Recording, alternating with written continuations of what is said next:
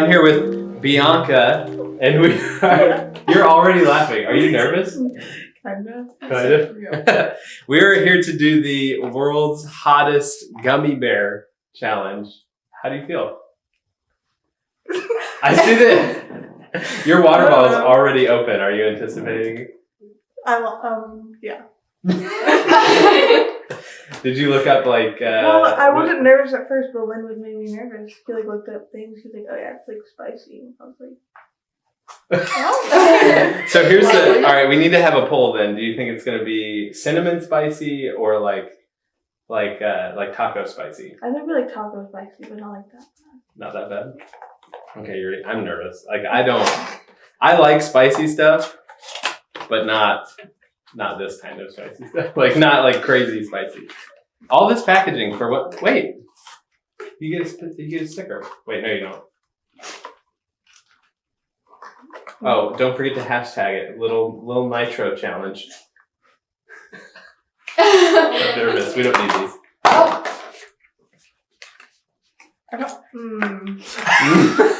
Just smelling it? Yep.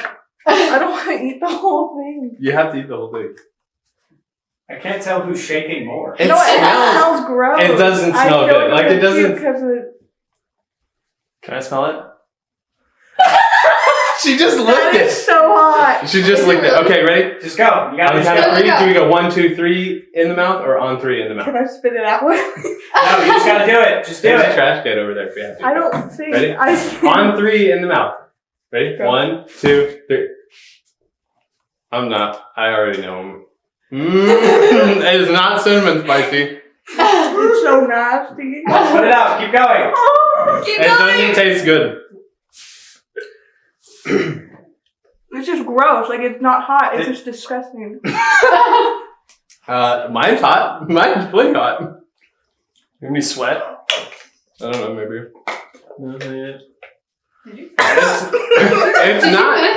It's not unbearable, but it's definitely not what you want a gummy bear to taste like. Ew, it's so nasty.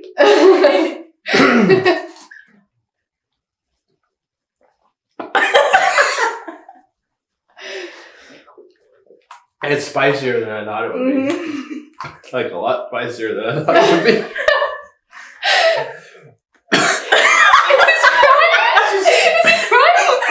Spilled water all over the table. It's so much spicier than I thought it would be. Does it hit you after? And it's not good. It Doesn't doesn't seem taste like a champ. It's like a jalapeno. It's a little bit hotter than one. a little bit hotter. 900 times hotter than a jalapeno pepper, by the way. Mm-hmm. Definitely sweating. Just a little bit hotter.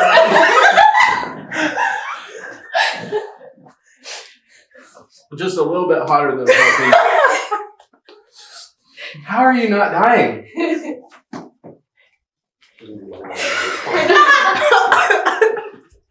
Oh gosh. I hate it. I hate all of it. So you're like, what do you think's worse, that gummy bear or your pants? Both. Is that ice? You want to give me one? Give some ice. Okay, I gotta go. He's gonna throw up. Oh. I need milk. I need milk or something. He needs some milk.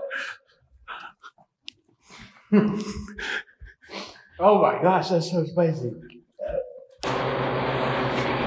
So hot.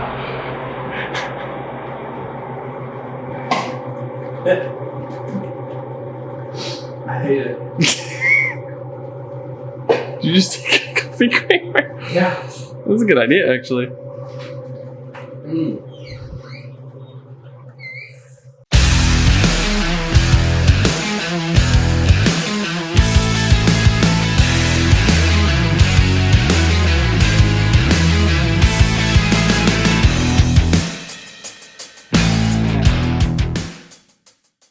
So when I was in high school, I was in a band, which was just a whole different season of life for me. And I remember there was one day that my band was practicing together, we practice at my church, and we get together. We're like putting all our gear together, and my guitar amp, for whatever reason, is just like squealing uncontrollably, and I don't know what's going on with it.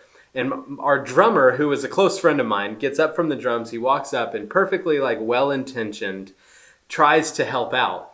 But he goes in front of me, pushes a button on my amp. It does nothing. And in like this moment of frustration and like confusion, I just hit him as hard as I could. Like I was so mad, I punched him in the back of the head. Now, he very quietly just went back to his drums and didn't talk to me for the rest of our practice. Now, maybe you've been in a fight before, or maybe you've been at least in a disagreement of some sort, or in an argument. And what tends to happen in those moments is things like this. We start to have anger, right? And we get mad at each other. We blow off some steam, whatever that looks like, right? But maybe over time, we're not just angry anymore, but now we've harbored what we would call resentment. And we don't want to talk to that person anymore. We don't want to be around that person anymore. And all of these things start to build up. Eventually, we start to feel hurt. There are misunderstandings between us and them. Maybe we don't believe what we once believed about that person, and maybe they don't believe what they once believed about us. And now we have these misunderstandings in our relationship.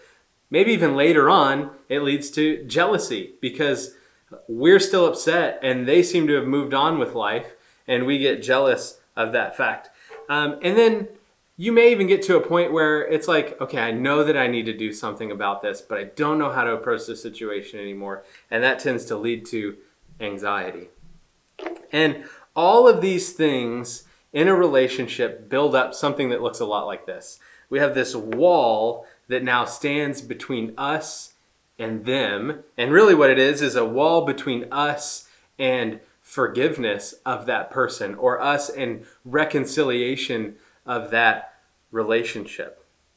Another thing that we could add to this, given what we're seeing in the world today, we may see hate added to this wall, or prejudice added to this wall, and it stands between us and other people that we might have real, genuine relationships or friendships with.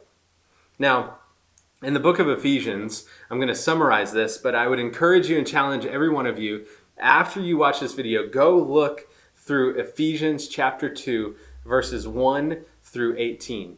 In the beginning of Ephesians chapter 2, Paul says, you were once dead in your transgressions. And that was that's a huge statement, right? Like that you had done so much wrong that you were as good as dead with those things. As far as your relationship between you and God goes, there was this huge wall between you and God, and it was the things that you had done wrong. Further down in that passage, when it gets to Ephesians chapter 10, it talks about how Paul reminds the Ephesians that there were once people who looked at them and basically said, this is a paraphrase now, they basically looked at the Ephesians and said, you're not Jewish enough to be a Christ follower. And he reminds them of how much that hurt and how much that put a wall between them and those people. But Jesus does something really interesting and profound in our lives, is he takes walls like this, the wall that might stand between us and reconciliation with him, and he tears it down. And then it looks something a little bit more like this. Because he says, you were once dead in your transgressions, but Jesus came to tear that down. And I love the analogy of this kind of wall instead. When a wall falls flat forward, it becomes a table.